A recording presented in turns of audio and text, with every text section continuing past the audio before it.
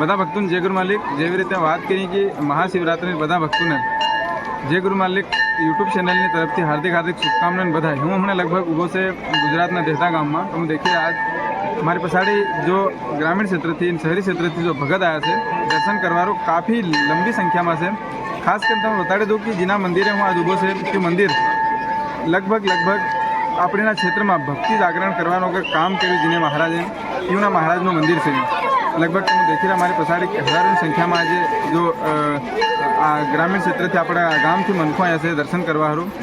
संत श्री गंगाराम जी महाराज मंदिर से लगभग 8 तीनों निवास से मतलब 8 की रहे थे महाराज। लगभग महाशिवरात्रि में हमने पूरा महीनो तपस्या करी, अखंड पाळ्या, उपवास कर्या, तपस्या करीने आज महाशिवरात्रि जो आज ने दिन लगभग गुफा में बाहर तो निकल है ने बदा मनखू तीनों दर्शन करे।